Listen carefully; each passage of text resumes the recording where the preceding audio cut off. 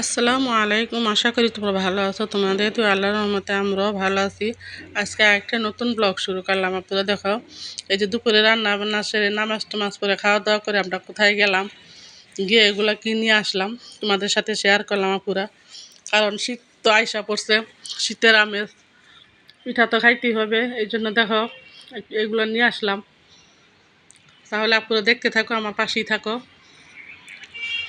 আমি কি কি আজকে নিয়ে আসলাম। ভাবলাম ওইখানে যখন গেলাম আমি সবই পাওয়া যায়, নিয়ে নেই, আমার তো লাগে এগুলা।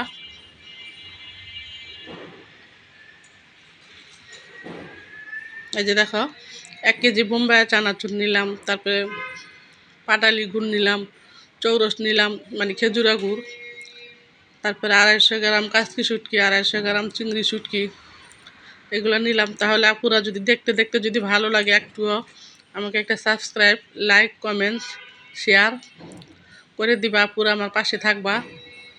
তোমাদের শীতের পিঠা দাওয়াতে যে দেখো মিঠাই নিয়ে আসলাম। 3 কেজি পাটালি গুড় নিয়ে আসলাম, 1 কেজি চৌরস মিঠাই নিয়ে আসলাম, 1 কেজি চানাচুর, আমার জন্য পান সুপারি, তারপর 250 গ্রাম মনে করো চিংড়ি শুটকি, 250 গ্রাম কাচকি শুটকি, এগুলাই নিয়ে আসলাম।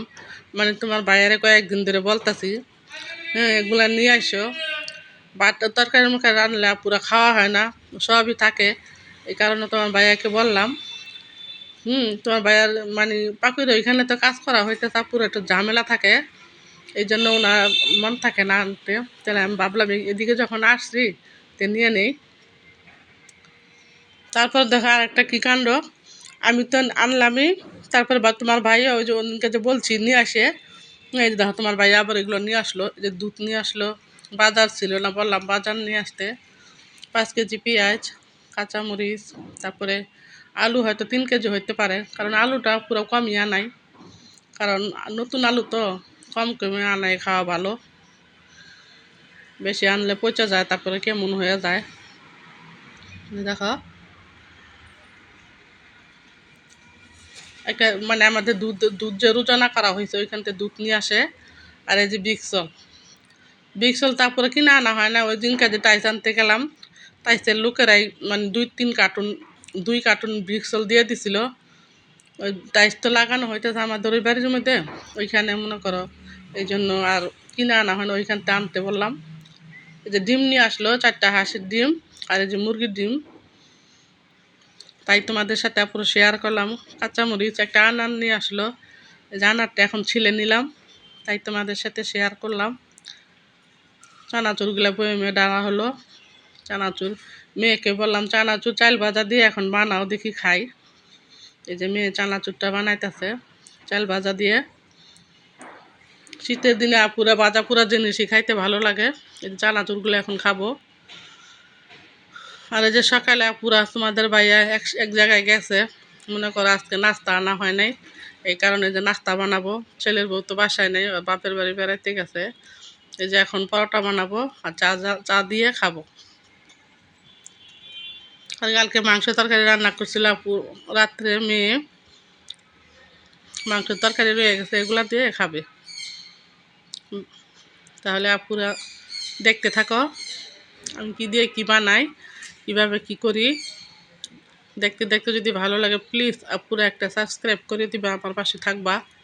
কারণ তোমাদের সাথে তো আমি ঘোরাফেরা দেখাইতে পারি না, তারপরে সাজগোজ দেখাইতে পারি না।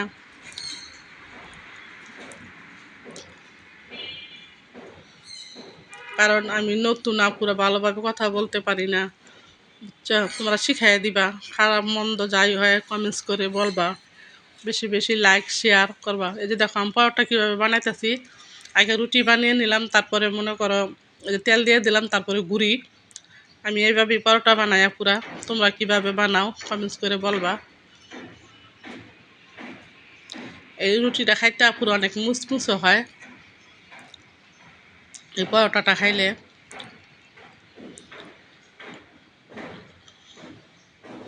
আমি যে পরোটাগুলো বানিয়ে নিতেছি পুরো একে একে, কারণ হাতের মধ্যে ক্যামেরা তো একটু নড়াচড়া হইতেছে, তোমরা মনে কিছু করবা না। এই যে আমার রুটিগুলা বানানো হয়ে গেছে, এখন এই যে সেঁকে নিব সবগুলা। আর এই যে এই পাশে মনে করো চা জাল দিলাম, চা জাল দেওয়া হইতেছে।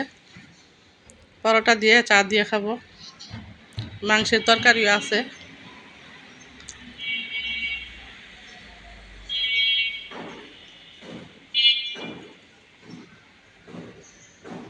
চাটা জাল দেওয়া হয়ে গেছে। আরেক পাশে মনে করো রুটি বানাতে বানাতে আমি ডাউল বসাই দিছি। আজকে ডাউল রান্না করব আর হাঁসের ডিম 4টা ভুনা করব। কারণ বাসায় তো লোক নাই, মনে কর ছেলে থাকে অফিসে, ওর আব্বু আজকে বাসায় নেই, ছেলের বউ দেখো যে কালকার তরকারি দেখছো সবই রয়ে গেছে। কি করব বলো পুরা রান্না করে।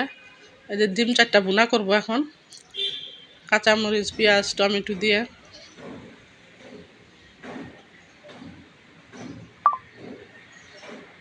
হাঁসের ডিম।